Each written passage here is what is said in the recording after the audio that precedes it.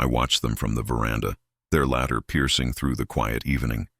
My sister and her husband, the finance genius she adored, sipping wine, blind to the storm they were walking into. They had mocked me endlessly, the farmer's wife, the simpleton with a patch of earth and a dream. But tonight the tables would turn. It wasn't always like this. I remember the first time he met my husband, hands rough from labor, eyes calm, steady, a contrast to the glitter of my sister's life. They called him lowly, laughed behind their hands, and I believed in us in honesty, in the value of roots and hard work. But when your own family measures your worth by the shimmer of numbers, love alone feels like defiance. The cracks began suddenly, invitations ignored, conversations redirected, hints that my success, or perhaps my land, was less than theirs. I smiled through it, pretending naivety, until the day my father's voice shook over the phone. Your sister's investments failed.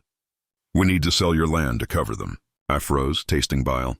Their arrogance had blinded them, and now they wanted to prey on me, to turn my life into a safety net for their vanity.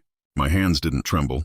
I knew every legal document my husband had meticulously prepared. I knew exactly how far their entitlement would reach and how far I could let it fall short. I started quietly, letting them believe the land sale was inevitable.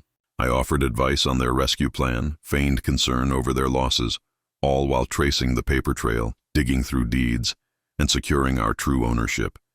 The land had always been in my husband's name. I had merely allowed my parents to think otherwise. Their assumptions were weapons, and I sharpened them into a trap. Then came the night of the confrontation. They stood in the drawing room, faces pale, hands trembling over empty champagne glasses. My father, the eternal patriarch, trying to maintain control. My sister, her smile strained, calculating how to charm her way out. My husband, calm, patient, a predator in stillness. He spoke softly, each word deliberate. Perhaps I should clarify something, he began. And the room held its breath. The land your daughter or sister claims to own, it's been mine for years. Deed registered, taxes paid, all legal. I saw it hit them in stages, confusion first, then panic.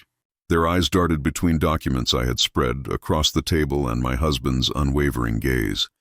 But my father stammered, voice cracking. My sister's mouth opened, no words forming, the foundation of her arrogance crumbling.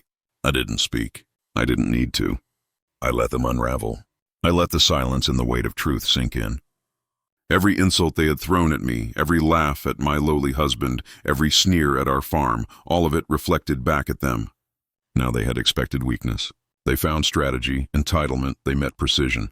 When the door finally closed behind their retreating figures, exhaled for the first time in weeks. No toot of relief they would recover, but out of quiet satisfaction. The lesson had been taught without cruelty, without public spectacle, only with the inevitability of truth and foresight. I returned to the veranda, the sun dipping low, casting long shadows over the land they had sought to steal. My husband's hand found mine. No words were necessary. The earth beneath our feet, the soil they had dismissed, was now a monument to patience, to cunning, to justice that needed no anger, only calculation. And in that moment I understood the power of stillness, of restraint. They'd mocked me for marrying a farmer, for believing in roots.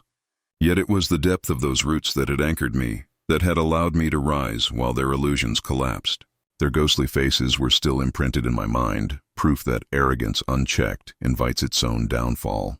I smiled faintly, tasting victory, quiet but absolute.